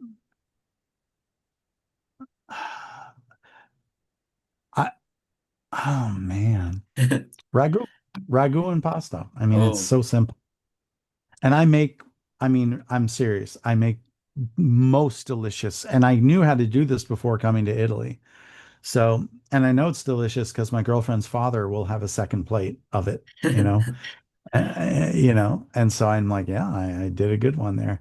I love ragu. It's so simple, you know, and I'm really good at doing it. And I use different kinds of meat. So I'll like mix beef and pork together into my, nice. ground Yeah. pork yeah. And then I'll also, like put some sausage. I just go crazy with it, man. And, onions, garlic, the usual suspects, olive oil. I had I someone I use went to Cajun. Italy. Oh yeah? When were you here? I was there in 2023, I think. Wow. Well, come again and you'll be a guest in my home and I will make you ragu like the best. So after ragu, I'm gonna have to say, oh man, it's so hard. Okay, so you guys call them truffles. We call it tartufo here. So I'm gonna go with the pumpkin ravioli with tartufo or, Ooh, truffles. Oh man, it's just, and it's the simplest thing ever, but the combination. See, Italian food is all about equilibrium and balance. You know what I mean? And so it's all about really tasting the food, right? So if you put in too many spices, you cannot really, you taste a sort of homogeneous flavor, but you don't individually taste like the parts that made the whole, you know? And really good Italian cuisine, like you can taste everything, right? So yeah, that's what I've learned in Italy. So, and then my girlfriend's red pasta. I mean, she makes this just simple, just like olives, tomatoes, um, and a light one th sugo. Huh? one thing I miss about being there is the fresh ingredients. Well, that's it, right? So, great cooking begins with the best ingredients, right? And yeah, and everything has to be fresh. And so that's it. Yeah. But yeah, it's like tomatoes taste different in Italy. Like real tomatoes in Italy don't taste the same as like the ones that, were grown in Mexico and then picked when they're completely green and then put on the truck so that 3 or 4 days later when they finally arrive at the supermarket, they're just turning red. Like you know what I really appreciate but also kind of hate? Like you cannot get cherries all year round. Like there's cherry season. It's really freaking short. It's like Yeah, 3 weeks of cherries, and then that's it. You had cherries, and now you got to wait 11 months and 1 week, or whatever. It's super short. Like now, watermelon season, it's finished. So you will not get another watermelon until next June or July, right? And that's it. Like they really respect the seasonal cycles, right? And yeah, and then there's strawberry season and and then, like no like there's just an abundance of strawberries and it all gets grown and it's all local that's and my it's favorite all fruit. for it's strawberries are wonderful here and tomatoes are just like something else, man. Yeah, And the other thing that's wonderful about food in Italy is that it's all regional, right? So, for example, like pizza was invented in Naples, right? I went there. And cool. Anyway, there's a pizzeria there called Michele's, which was the first pizzeria in all of Italy. And I've had a Michele's pizza probably 4 times in my 10 years here. And yeah, it's like a religious experience, man. It's like Yeah, delicious beyond anything. And it almost looks like Middle Eastern food. Like it doesn't look like anything like it's like almost looks like a giant pita bread with like these cheese curds and some tomato sauce, and that's it, and that's pizza. And it's like, and if you ask for like, pepperoni on it, they'll tell you to fucking leave the rest. yeah. Like, get out of my, because in Naples, you only have pizza two ways, right? So bread, sauce, cheese, and a little piece of basil, or just minus the cheese, and that's it. And you can't get anything else. You There's can't order. Yeah. there is prosciutto, right? I No, think that's what not at you call it. Michaela. Oh, Prosciutto, prosciutto, but not at Michaela's. You will never find it. And they dang. have lyrics printed on the wall of a song that was written about pizza. And, it says if there's broccoli on the pizza, it's not pizza. If there's prosciutto on the pizza, it's not pizza. If there's sausage on the pizza, it's not, so it's like a song. And, because they're hardcore there. Don't get me wrong. Yeah, you can go to many pizzerias in Naples and order prosciutto, for example. Yeah, sure. And it's not that you can't do it. Although most people, when they do prosciutto, they have something called a white pizza, which is basically focaccia. And Yeah. that's like sort of like it's a cold pizza. And so it's just like literally bread. And yeah, you can put like mozzarella buffalo, which is like a really rich, creamy white mozzarella cheese. And yeah, you could have prosciutto or other, arugula on top, whatever you want, So, but that's called white pizza. Actually, my first night in Italy, the producer is like, "What do you want to eat? You can eat anything you want." And I'm like, "Well, I'm in Italy. I want pizza." So we go to this restaurant and they ordered white pizza. I was so disappointed. I don't know if you can see this. Yeah, that's a white pizza. Yeah, That's what I had. that's a white yeah, that's a white pizza, which is fantastic. It's delicious. Um, so anyway, um, I was so disappointed and I'm just like, what is this? I thought it was the appetizer. And the producer's like, it's a pizza, and I'm just like, I didn't want to be rude and say, but that's not pizza, Pizza is like Domino's. Little Caesars. By the way, bell peppers here, you know what they're called? Your What are they called? green average, red bell peppers. It's called pepperoni. So when you say pepperoni in Italy, you're talking about a bell pepper. I'm not making this up. That's I'm awesome. serious. Yeah. Yeah. So the word piano has four meanings. Um, it can mean plan. It can mean the floor that you live on. So I'm on primo piano, which is first Mm. floor. Um, it can mean soft, like take it easy, piano, piano. And then it can mean the instrument. So, four meanings to this wonderful word. Yes, there's lots of differences in it's like the scene in Pulp Fiction, right? Like it's those little differences, like, they use metric systems, so they don't say a quarter pounder. Well, what do they call it then? It's like, Royale with cheese. Royale with cheese. Did you ever see Pulp Fiction? No, A not little yet. bit. Oh, you gotta watch it. It's before your time, but it's a wonderful scene where one of the guys is on in Europe doing work over there, and he comes back and he's telling his friend like the differences between America and Europe. And so he's like, yeah, and they use the metric system, so they don't call a quarter pounder a quarter pounder. It's like, well, what do they call it then? Royale with cheese. The other guy's like, ooh, that sounds good. Royale with cheese. Yeah, anyway, it's a fantastic movie, one of the greatest. It's many consider it's like, well, it's on every, top 100 list. You'll always find Pulp Fiction on there. It's considered one of the greatest movies, of all time.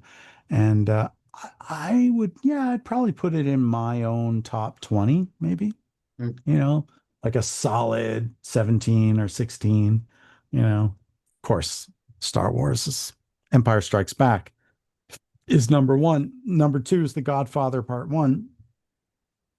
Number three, I got to be honest and go with Godfather Part Two. And then number four would be Return of the Jedi. Star Wars would be like, I don't know, like an 11 or a 12. There's a little bunch of other things in there, though, that I like. Fight Club, man. I put that as a solid five or six. And Fight Club is, it's making a bit of a comeback now, because it talked about sort of like the masculinity crisis that was happening in the 1990s, my generation, because the divorce rates, my parents were divorced, everybody's parents were divorced, and in fact, we're called the latchkey generation because, you know, single mothers, and so like the father was never there. So you went to school with a piece of string that, you know, had a key tied around it, the key to your own house. You have to let yourself in. You finish school and you walk home alone and you've got this little key wrapped around your neck. And we were called the latchkey generation. Yeah. So no, there were no fathers in the home. So, as we were becoming men in the 90s, it's like we sort of had to make it all up ourselves. And Fight Club really, you know, sort of explores one of those issues. And I think there's another sort of crisis now in masculinity for young men. And it's really quite concerning. And I think a lot of it comes from social media that a lot of young men are learning about masculinity in a pretty fucking awful way, from online pornography and people like Andrew Tate, who I don't think he's a good role model at all. And so, but then you have the extreme opposite, and you got guys like Jordan Peterson, who I also think sort of takes things a little bit too far. Um, but then you have sort of left-wing liberal professors, who are also on a hold. Like there's nobody in the center there, man. you know. And I am basically just a rational person, a rational thinker. I think that any ideology that goes too far in any direction is not healthy for anyone. And Yeah. so yeah, so I really do. I think there's a real crisis again. So I think, Fight Club has sort of become discovered again, because it explores this whole idea of what is it, to be a man. And, there's a support group for men who have testicular cancer and, like there's a whole thing there. And then there's this thing about fighting and the primal experience. And then it's also explores mental health in one of the it's one of the best movies about mental health I've ever seen. Better than One Flew Over the Cuckoo's Nest, which is considered, one of the greatest films ever made about mental health.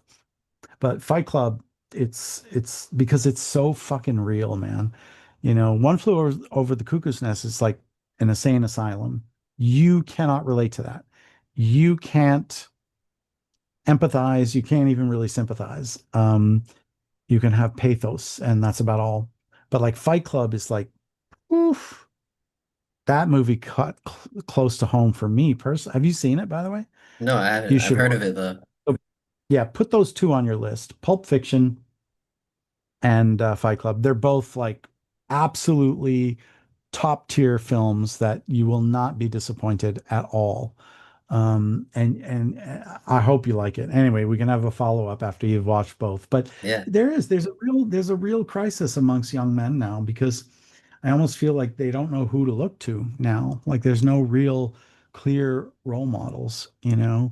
Um, because like when I try to build a consensus for myself about like where the world is and where's my place in it, like I try to sort of listen to everything that's going on in the world and I sort of look at, um, what are people's stated motives and then what are their real motives, right? Because most people have a secondary reason as to why, they're kind of doing what they're doing. And so yeah, when I build a consensus about the world and where it's going, I I try to just well, first of all, I don't get any of my news from, the New York Times or CNN or I think the trust in mainstream media now is at an all-time low for every generation. And oh I don't yeah. look at the news. Well, because it's fucking depressing no matter what you look at. So, um but I do think there's a real problem because, men can't be masculine now because if you're masculine, you're called toxic, right? And so, you know, it's almost like I don't know, it feels like mainstream culture wants to just emasculate men all over the world, and you know, you can't be masculine anymore or you're called toxic. And it's like, well, what the fuck, man? So I don't know. So yeah, I kind of I'm worried about young people in general, not just men, but women. And teen suicide is like way up, and mental health issues are skyrocketing. Autism has skyrocketed since my generation, and so yeah, weren't we supposed to be talking about art? I forgot how we got here too. We're just having an interesting conversation. But you had some questions about X-Men, didn't you? Yeah, I wanted to ask about how I hear some jungle or drum and bass inspiration in it Yeah, potentially. a lot. I wanted to ask Yeah. how you Well, came across with that. yeah. So I was born and raised in Toronto, Canada, which is a really interesting place to be from because you've got some of the largest immigrant populations anywhere in the world. So, for example, we there are more Italians in Toronto than anywhere else in the world, except for Italy, for example. So the largest population of Italians outside of Italy is Toronto, Canada, not New York. It's Toronto. Um, the biggest population of Jamaicans outside of Jamaica, it's Toronto. And so I don't know if it's the largest, but we have a lot, like 400,000 or 500,000 people from India. So we have all these sort of incredible influences from other cultures. And so, you know, jungle music and drum and bass music. Um, I mean, there's debate. Some people say it began in Toronto, and some people say no, it began in London. I think that in general, these things emerge all over the world at around the same time because art and culture affects everybody. And then they start doing stuff. So I even remember, taking like drum beats and I would like chop them into little pieces and I would rearrange them, right? I talked about this on my live stream for Pac-Man. I even did that for Pac-Man. And then we started chopping things even more. Then a piece of software came out called Recycle that allowed you to just take any drum beat, stick it in Recycle, and it would find every single rhythmic transient and put a slice there. And then you exported those slices into your sampler. And then all of a sudden, you could play those drums on your keyboard. And if you just went chromatically up the keyboard, you get the drum beat as it originally was. But then you could change the order around. And so jungle, let's just say this, whether or not, maybe there's somebody like shaking their screen right now. Drum and bass was invented in London, England. Um, so yeah, it doesn't matter. But the point is that jungle and drum and bass were huge in Toronto. Like you can't understand how huge it was in Toronto. You just heard it everywhere in every single club. So I came out of that, you know, and I mean, I remember when house music broke, effectively, in the late 80s and when techno broke, again, late 80s. And, there was a cultural shift, a big one happening. And it was all, like people my age, and we were building a new culture for ourselves. And so, yeah, and that culture definitely made its way into X-Men. So why though? Let's talk about why. So, X-Men was to be Mortal Kombat with the Marvel universe, basically. So you could be Wolverine or Beast or Cyclops or whoever you wanted to play, Storm. So it was basically Mortal Kombat or like Tekken, and but with X-Men characters, right? And if anyone remembers, that Mortal Kombat, it had this kind of techno soundtrack to it, and then that Mortal Kombat, the guy sort of scream singing Mortal Kombat. And everybody remembers that. It was like an iconic piece of music. And then, then games like Tekken came after Mortal Kombat, at least according to my memory. I could be wrong about that, but I'm pretty sure Mortal Kombat was the first. And then Tekken came, but all of those games came from games like Streets of Rage, for the Sega Genesis. Like this is really going back now. Um, anyway, long story short, I thought about the sort of techno-based, electronic-based soundtracks for, Mortal Kombat and certainly Tekken. And I thought, I want to take that to the next level. I want to make a soundtrack that is going to, in 20, 30 years, still sound fresh and current. Now, whether it does sound fresh and current or not, I leave that to you and your generation. But I listen to it and I still think it sounds fresh. And I still haven't really heard anybody doing anything quite like it. I haven't. You're shaking your head emphatically, so it means yes. Okay, good. I was gonna say, Thank you. I just added some of the songs from that game to one of my jungle and drum and bass playlists, and it fits really Beautiful. well. Okay, good. Okay, good. Good, good, good. So yeah, so yes, there was definitely some jungle and drum and bass. There's a wonderful meme on this quiz game show. And the host says something and then you have to guess the answer. And he's like, name a music genre that came out and was very popular in England in the early to mid 90s, and took over the club scene, whatever. And the girl answers, drum and bass. And he's like, oh no, I'm afraid we need jungle. We need jungle, I'm afraid. Yeah, that's what he said. We need jungle, I'm afraid. And then all these drum and bass guys have like taken, we need jungle, I'm afraid. Don't jungle, I'm afraid. It's like become this drum and bass slash jungle meme. It's hilarious. Just, go to YouTube and just type, we need jungle, I'm afraid, and you'll see there's like 100 different, remixes, and it's really funny. It's so funny, actually. So this has become amongst junglists and, the like, it's become quite a funny meme. So it shows up in my feed because, yeah, that was a big part of it, man. That was a big part of, my coming of age story. And this was the thing about me. Like I could go into a club and I could listen to what was going on, but I could also go see the Toronto Symphony Orchestra and listen to a Beethoven Dvorak concert or Shostakovich or Rachmaninoff or, I never liked Mozart. Don't ask me why. But he's overrated. Anyway, um, but you see, as a composer, you take all those influences, man, and you sort of mix it up into a bag. But then what you realize is like what comes out the other end, well,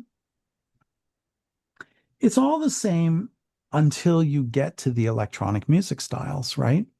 And this is the real departure, okay, from all music before it. So, if you look at John Dowland, one of the early English composers who's, helped to start the Renaissance and started, writing things, harmonizing in thirds, major thirds, instead of using fourths and fifths all the time. So, modern songwriting, you could almost trace back to John Dowland. Um, and so you look at some of the other, British composers, and, you can trace that all the way up to the Beatles, right?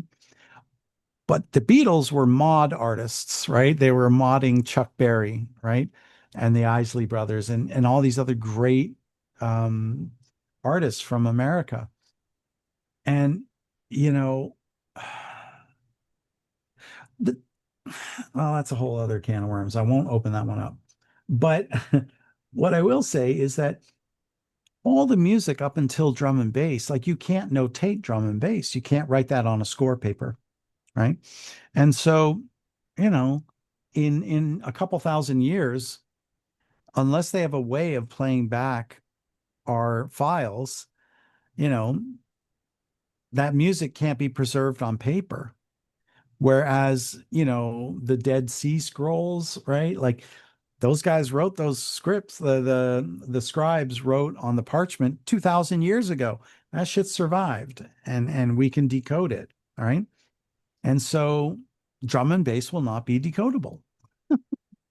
If we lose the electromagnetic universe that we live in now, and and then all of a sudden, yeah, like, I have this theory that that there'll be a massive, apocalyptic event, and the only people of value will be people who can rebuild things and people who can make acoustic music on instruments.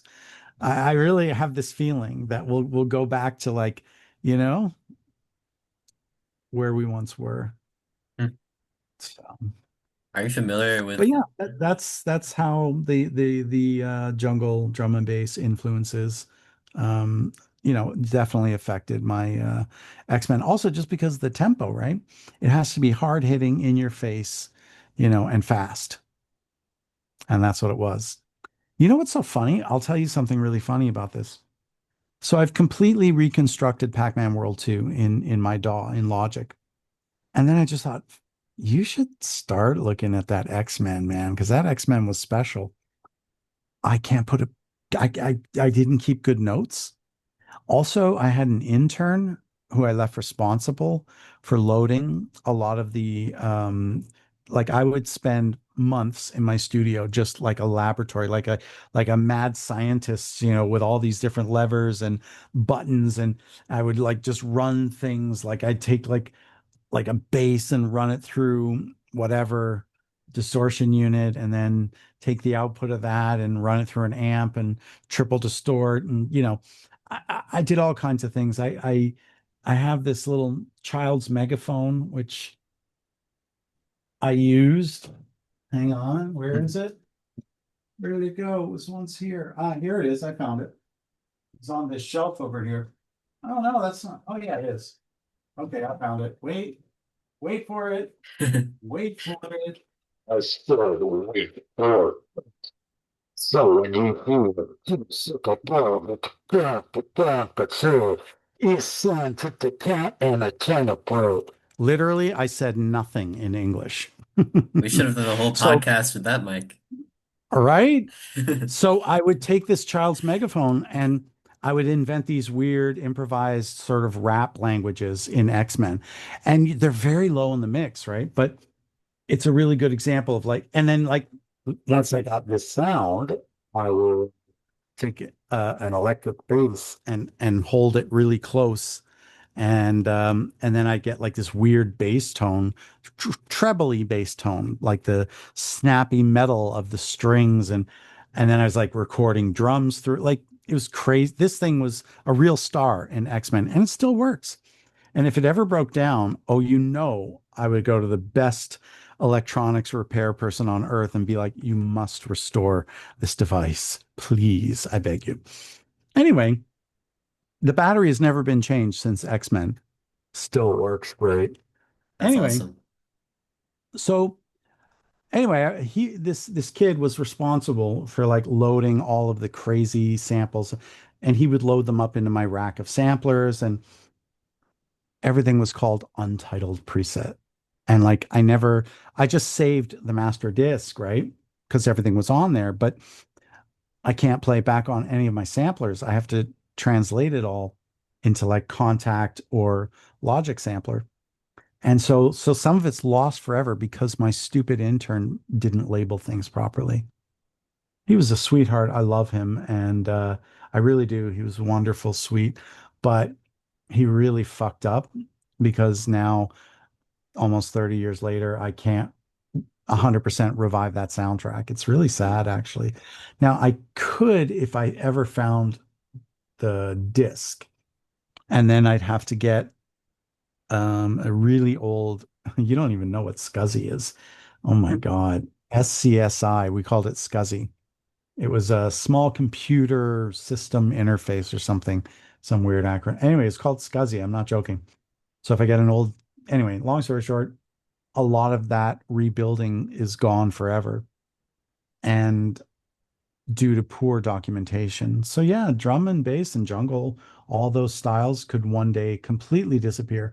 And this is why the Library of Congress is so important, right? Because it preserves, who was it? That guy, I think John Lomax is his name, who went around just recording, all these indigenous songs of like Native American Indians and, you know, um, hillbilly music from the Appalachian Trail, all the way to the Mississippi Delta and, the blues artists. And he would just go around recording American music, like real American music.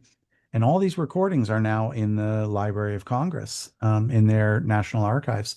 And so certain recordings get preserved. They're deemed so important to history that they must be preserved forever. And the only video game music ever to go to the Library of Congress is absolutely the most deserving of all, Mario, Hmm. right? Bum, bum, bum, bum, bum, bum, bum, bum, bum, bum, bum, bum, bum, bum. I'm singing it terrible, but I think, yeah, I was hearing this the other day. I was researching a little bit about what's his name? Koji Kondo, the guy who wrote that music, right? And yeah, on his wiki page, I think it said, that it was the only music in video game history to go into the National Library of Congress in America. And because, he's not American, but it's still deemed that important to American culture, right? And it's true, it has participated immensely to all culture, really, It's such an important soundtrack and I'm a huge Mario fan, huge. I have almost every Mario game ever made. I'm only talking specifically Super Mario Brothers, by the way. Nothing about Smash Brothers or Mario Kart. I don't like those games, man. Give me the Hey. old absolute. I'm not knocking them. I don't like them. What do you want? Like some people like vanilla. I don't like vanilla, I Yeah, mean, that's fair. so, um, so yeah, like the new Super Mario Brothers for the Nintendo DS. Love that game. And all the Super Mario World 1, World 2, World 3, they're fantastic. They just captivated the imagination, And there were similar like little cheat things you could do, racking up free lives and little cheats, and then your lives would always be at 99, like forever. And oh man, there's so many fun things you could do in those worlds. So I got a Game Boy this summer when I went to Seattle, and I have the Super nice, Mario Land games. cool. Yeah, they're so much fun. And yeah, I remember once I was playing something for it was the Game Boy Advance Color, whatever, the one right before the DS, right? And I'm playing, I don't know, Super Mario World 3 or something. I can't remember which one it Hmm. was, but a long time ago. And like I'm on the final boss and I'm just like, fuck, this is fucking hard, man. And my friend's like, well, how many items do you have? I'm like, what do you mean? He's like, what do you mean? What do I mean? How many items? And I'm like, I don't know. What the fuck are you even talking about? He's like, hit your left bumper. And I do. And a whole page comes up of all these items that I never used for the whole game. I'm on the final boss. And for whatever reason, it never fucking occurred to me to hit that L1. And so I literally I forgot which one it was, without using a single item. And then once I discovered the items, which included fire plants and you name it, I beat the boss in 2 seconds. I just grabbed a bunch of items and then I was done. I'm like, thank you. But you see that shows you kind of in a way how innocent and yet how hardcore I was at the same time, because I literally beat that game with never using a single cheat item, anything. I did it like the hardest way that you can ever do. So Yeah. Another friend of mine is like, there's no way you could have got to the final boss without using any items. I'm like, dude, with my hand to everything I deem holy in the universe, I did. So there. Yeah. Anyway, we should probably wrap it up because it's 11 o'clock for me. Yeah, no worries. I And was gonna ask if how much time you had left. yeah, if you want to do like one more question, we could do that. And by the way, it's a real pleasure to meet you, and you're a real sweetheart. So you can unlimited time if you want to do this again. We can do a follow-up like you want. With pleasure. Yeah, it was great meeting you too and Yeah. having this talk.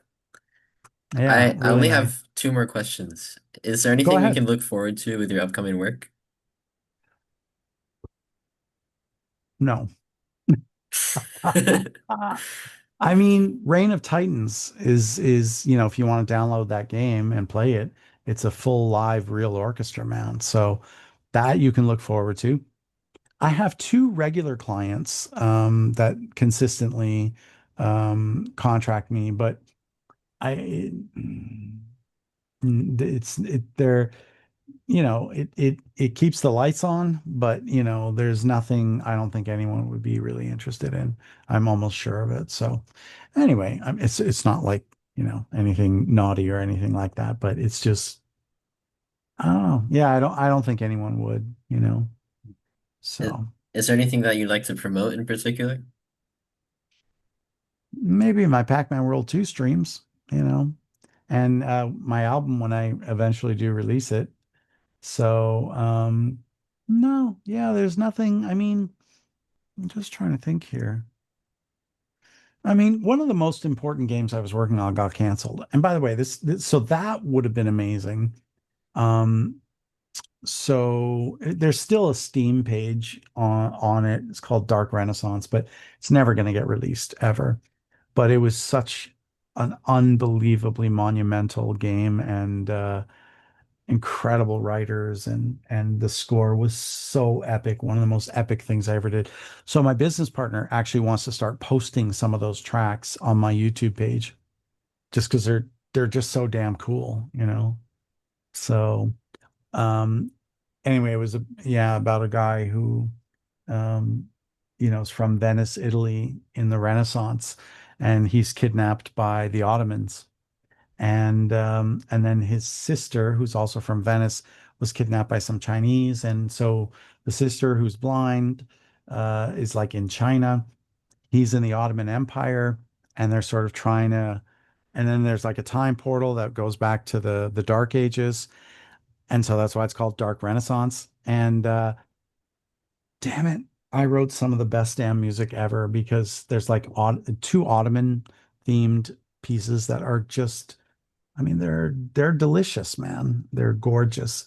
And then there's a beautiful so-called Asian music because it's like saying Italian food. What do you mean? There's like a million, there's like 200,000 different varieties of pasta. I'm exaggerating, but Mhm. so yeah, but it was a sort of Chinese, you know, medieval Chinese inspired kind of thing. And, I actually even bought these instruments you can see in the corner here. This is a Ruan here. Oh, you can't really see it so well. Put it in the camera better. There you go. So and then you can see over there, there's a Chinese harp where I'm pointing. It's tall, goes all the way to the ceiling. Anyway, so I put some of these authentic instruments in and tried to learn a little bit about how to play them so I didn't do Hollywood racist Chinese music like that kind of stuff, which is so offensive. So I didn't want to do that. I wanted to be sensitive to the culture. And for the Ottoman music, I had two students from Turkey, and I played them the two pieces I wrote. They were just like, yeah, I don't even know how you know the music of my culture, but you do. So, Wow. but got canceled. And I cannot tell you how many games get canceled where you do some unbelievably great work and you put your freaking heart and soul into it, and then it gets canceled. So, yeah, Dark Oof. Renaissance. I mean, it still has not officially been canceled, But the Steam page has said coming soon for like ever. And there's a trailer out there as well if you want to watch it. But in the end, yeah, I don't think anything will ever happen with that game. And it's sad. Really nice group of people who were working on that, really lovely people. And but yeah, so yeah, there's nothing really, and this is the thing about the life of an artist. Like, like Beethoven was like 16 years without a symphony or something great. Like, like between his eighth and ninth symphony. And Picasso didn't paint for 3 years. And then, there's a lot of these things where artists sort of they put down the well, the daw in our case, or the baton, or they put down the paintbrush to try and live a life. And I think that's really what I've been doing in Italy. You know, I'm still actively composing. The reason I say no one would be interested in the work I'm doing right now is that it's like casino games.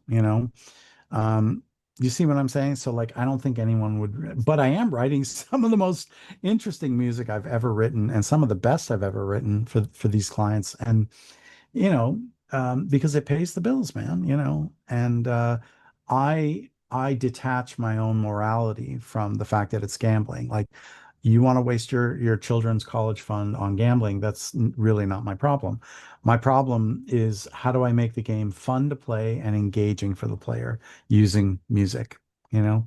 Because when I lived in Los Angeles, you know, go get a bunch of buddies, we'd go down to Vegas for the weekend and I would gamble and, sometimes I lost, sometimes I won. And, I made rules for myself. Like, okay, if I ever lose more than $1,000, like that's it, you're done. And if I ever, you know, um, because I would go with $1,000 in my pocket always. And then if I would, win 1,000 and get to 2,000, no matter what, I would not gamble for the rest of the weekend, because you can't do better than doubling your money in Vegas. I mean, some people do, but for me, just your sort of average blackjack guy, and that was my game, blackjack, always blackjack. So, because it has some of the higher odds in Vegas. Anyway, I've always loved it. I've always loved, gambling, but like I'm a responsible gambler, right? Like I'm not like a degen gambler. It's for fun and I have rules. Double the money, stop. Lose all the money, stop. And that's it. And if you sort of think of it in those terms, and you are a responsible gambler, gambling is fun. And so, it's moved online like everything else has, and they need music. And the thing is, they make these really amazing, interesting, the artwork is like incredible. Some of the people and some of the animators are incredible. And, the real beauty of these games is really in the math algorithms and how they, calculate the scoring systems and stuff. And the guys who calculate the math are brilliant. And they love these games. Anyway, so I've written some of the most interesting music, and some people even comment on it, saying like, I don't know why, but the music, I love it for this one, and like Mhm. people comment on it, which is really nice. So yeah, this is why I say I don't think anyone would look forward to it, because it's